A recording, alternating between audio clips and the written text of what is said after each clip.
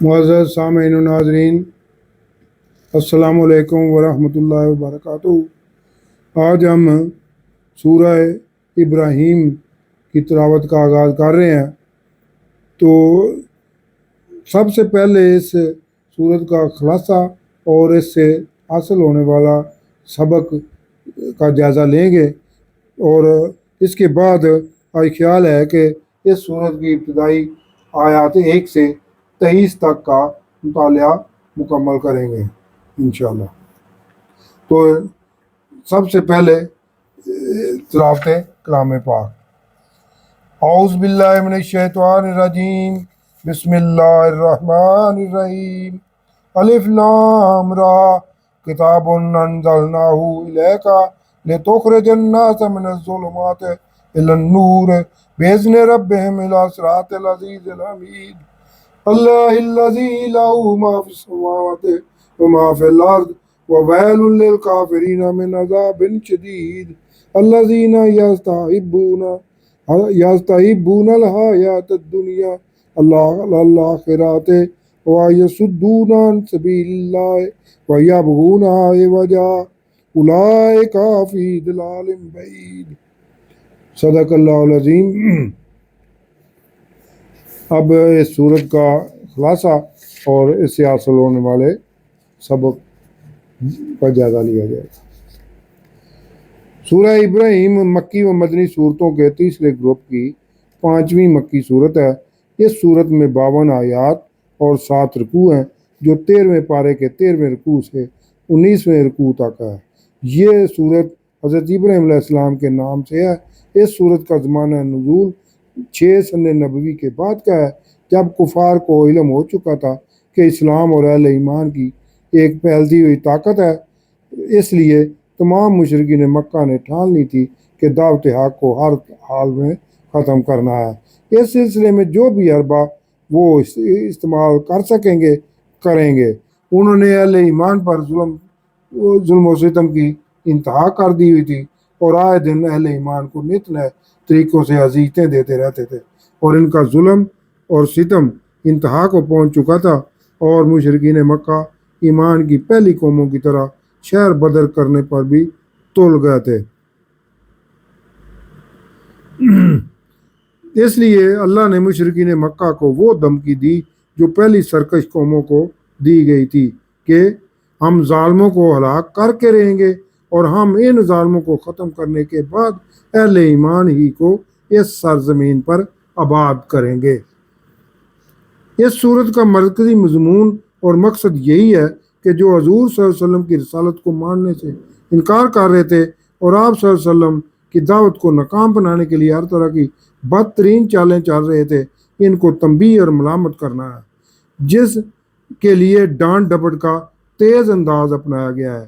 جبکہ اس گروپ کی پچھلی 4 مکی صورتوں میں افہام و تفہیم کا ہی انداز اپنایا گیا تھا، اور مختلف مثالوں سے سمجھانے کی بھرپور کوشش کی جا چکی تھی۔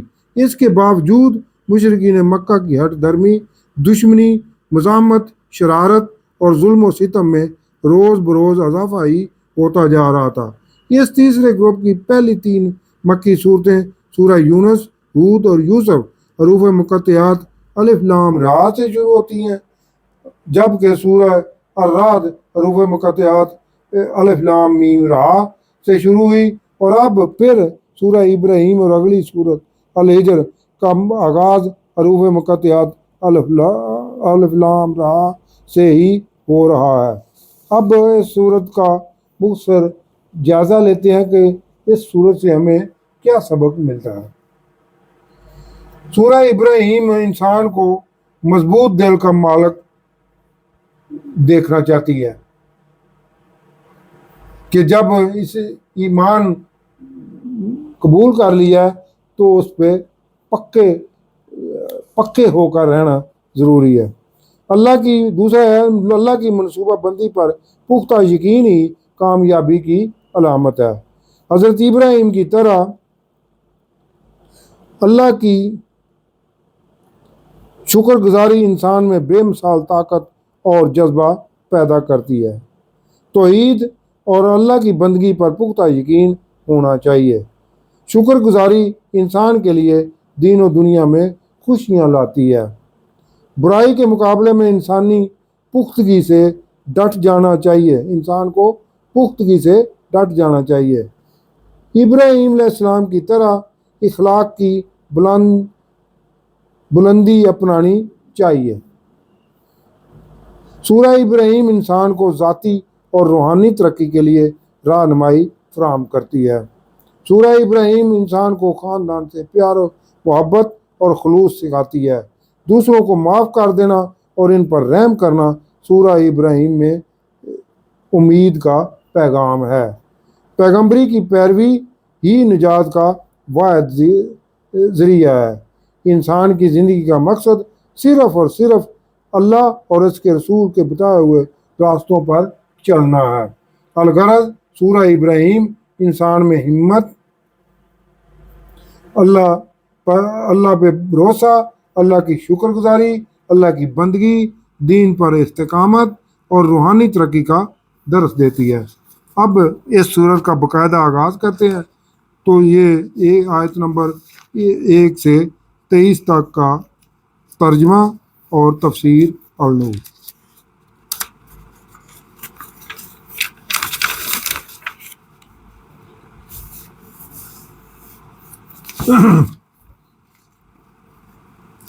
अलिफ लाम रा ये किताब है जो हमने आप सल्लल्लाहु अलैहि वसल्लम की तरफ नाज़िल की है कि आप सल्लल्लाहु अलैहि वसल्लम लोगों को अंधेरों यानी जहालत के अंधेरों की मुख्तलिफ अक़साम है, इसलिए जमा का सीगा इस्तेमाल किया गया है, से निकालें नूर की तरफ।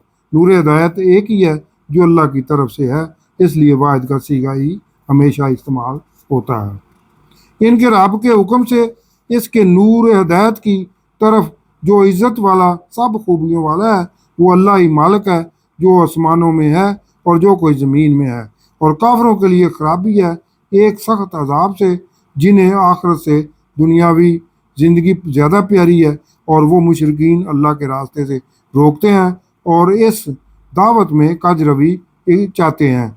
वो दूर की गुमराही में पड़ चुके हैं और हमने हर रसूल इसकी कौम का हम ज़बान ही भेजा था ताकि वो उन्हें वजाहत से बता दे।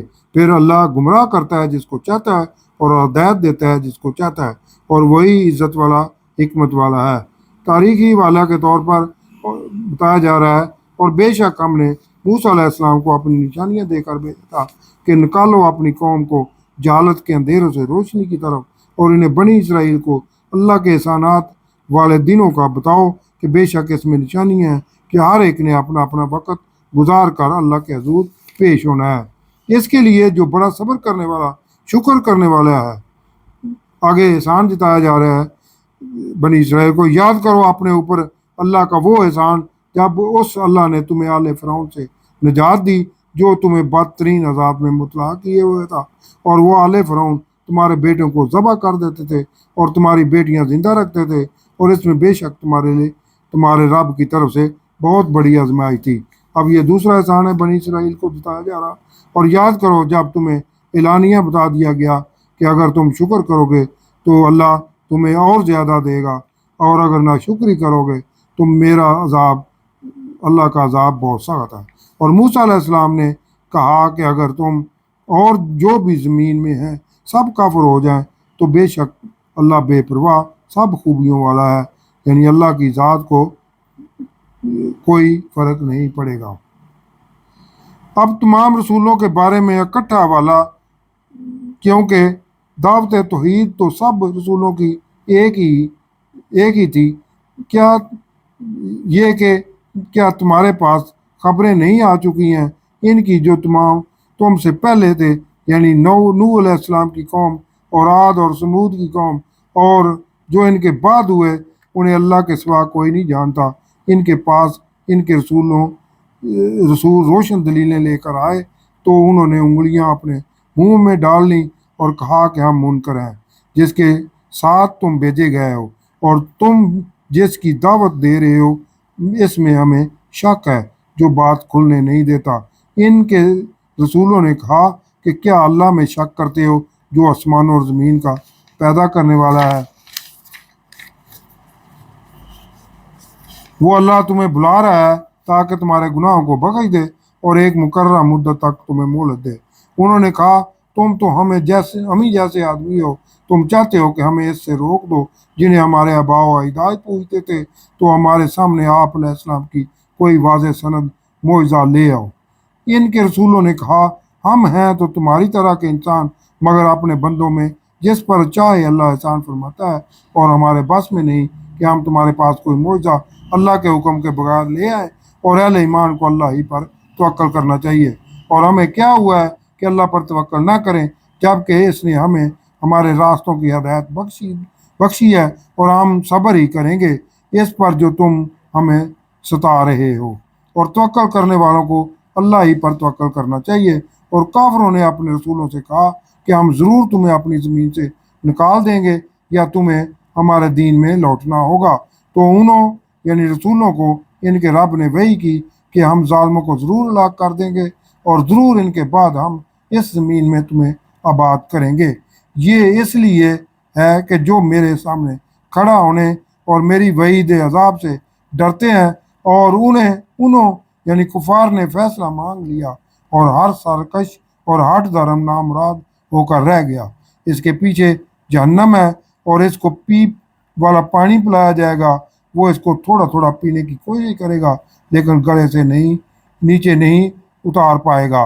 और इसे हर तरफ मौत नजर आएगी, लेकिन मर नहीं सकेगा। इसके बाद इसके लिए एक और सख्त अजाब होगा। मिसाल इनकी जिन्होंने कुफर किया अपने रब के साथ ऐसी है कि इनके अमाल राख की मानंद है, जिस पर जोरदार आवाज चले आंधी के दिन तो राख सारी की सारी उड़ जाएगी, उन्हें कुछ हाथ नहीं आएगा जो उन्होंने कमाया था। यही तो है दूर की गुमराही। जो अब आगे आयात रबानी है, क्या तुमने नहीं देखा कि अल्लाह ने आसमानों और ज़मीन को हक के साथ खलक किया है। यानी इस तकलीफ का कोई मकसद है। अगर वो अल्लाह चाहे तो तुम्हें ले जाए यानी हलाक कर दे और एक नई मखलूक ले आए, और ये अल्लाह के लिए कुछ मुश्किल नहीं है। और वो सब अल्लाह के सामने खड़े होंगे।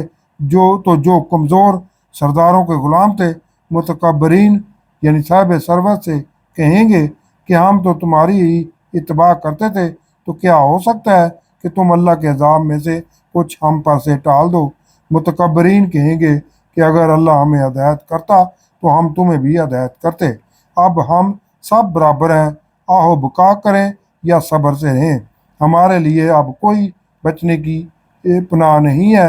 जब फैसला हो चुकेगा, शैतान कहेगा कि बेशक अल्लाह ने तुम्हें सच्चा वादा दिया था, और मैंने जो तुमसे वादे किए थे तो मैंने अपने वादों की खिलाफ वर्जी की, और मेरे पास तुम पर कोई इख्तियार नहीं था मगर यही कि मैंने तुमको बुलाया तो तुमने मेरी मान ली। तो अब मुझ पर इल्ज़ाम न रखो, तुम खुद ही सरकशी की तरफ मायल थे। खुद अपने आप ही को अब इल्ज़ाम दो। अब ना मैं तुम्हारी फरियाद रसी कर सकता हूँ और ना ही तुम मेरी फरियाद को पहुँच सकते हो।